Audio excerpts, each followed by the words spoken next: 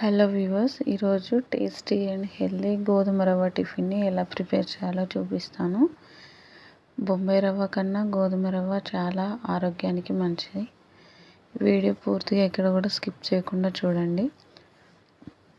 ముందుగా మనం stove on చేసుకొని స్టవ్ మీద గిన్నె పెట్టేసి గిన్నె కాస్త వేడయ్యాక గోధుమ రవ్వ ఎంతైతే చేయాలనుకుంటున్నామో అంత గోధుమ రవ్వను తీసుకొని అది పచ్చివాసన పోయే వరకు వేయించుకోవాలి.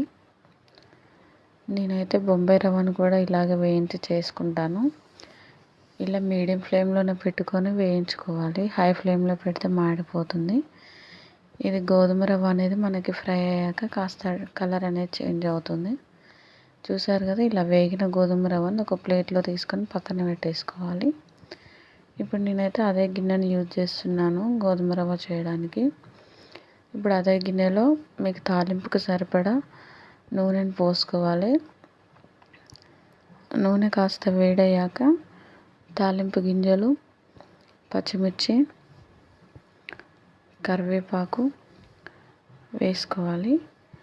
ఈ కాస్త కరివేపాకు చిటపటలాడడం తగ్గినాక వెజిటేబుల్స్ యాడ్ చేసుకోవాలి. మీ దగ్గర ఏం కూరగాయ ముక్కలు ఉంటే ఆ కూరగాయ ముక్కలు వాడుకోవచ్చు. నా దగ్గరనైతే క్యారెట్, బీన్స్ ఉన్నాయి. సో ఈ క్యారెట్, బీన్స్ వాడుతున్నాను నేను. పల్లీలు కూడా యాడ్ చేసుకోవచ్చు అండి, మంచి టేస్ట్ ఉంటుంది. ఆలు కూడా బాగుంటుంది, చిన్నపిల్లలు ఉంటే తినడానికి బాగుంటుంది అన్నమాట. ఇప్పుడు ఈ ఫ్రై అయ్యాక నేను ఆనియన్స్ యాడ్ చేస్తున్నాను. ఆనియన్స్ ముందే ఎందుకు వేయలేదంటే మనకి క్యారెట్, బీన్స్ ఇవి మగ్గిపోయేలోపు ఆనియన్స్ పూర్తిగా మగ్గుతాయి, తొందరగా మగ్గుతాయి కాబట్టి అవి మాడిపోవడానికి ఛాన్సెస్ ఉంటాయి అనేసి నేను లాస్ట్లో యాడ్ చేశాను. ఇప్పుడు ఇవన్నీ ఫ్రై అయ్యాక మనం టేస్ట్కి తగ్గంత సాల్ట్ వేసుకోవాలి. అలాగే కొంచెం అంత పసుపు కూడా యాడ్ చేసుకోవాలి. కూరలో వేసేంత కాకుండా నార్మల్గా కూరలో వేసేదానికంటే కొంచెం తగ్గించి వేసుకోవాలి పసుపు. ఇప్పుడు ఒక 2-3 సెకండ్స్ మూత పెట్టేస్తే కూరగాయ ముక్కలన్నీ కూడా మంచిగా మగ్గిపోతాయి. చూసారు కదా, మనకి ఆల్మోస్ట్ ఆనియన్స్ కూడా మంచిగా మగ్గిపోయాయి అన్నమాట.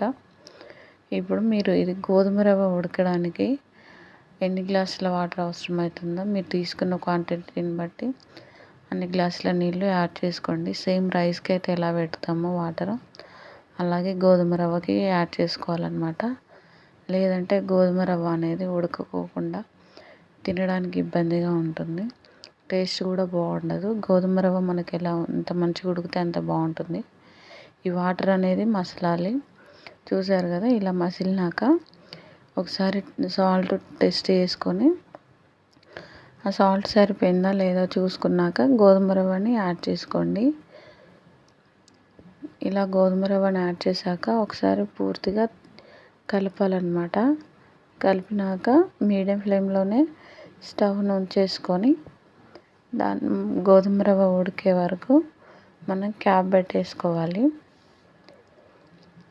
క్యాప్ పెట్టకుండా ఉడికించుకుంటే మొత్తం పలుకులుగా ఉడుకుతుందన్నమాట. అందుకని మీడియం ఫ్లేమ్లోనే స్టవ్ ఉంచేసి క్యాప్ పెట్టేసేయండి.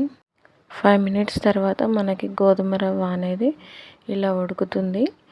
చూసారు కదా, ఎలాంటి హడావిడి లేకుండా సింపుల్ మెథడ్లో టేస్టీ అండ్ హెల్దీ గోధుమ రవ్వను ఎలా ప్రిపేర్ చేసామో. మీకు నచ్చితే లైక్ చేయండి, కామెంట్ చేయండి. మీరు కూడా ట్రై చేయండి. మీకు ఎలా వచ్చిందో కామెంట్ రూపంలో నాకు తెలియచేయండి. సబ్స్క్రైబ్ చేయడం మాత్రం మర్చిపోకండి. Thank you for watching.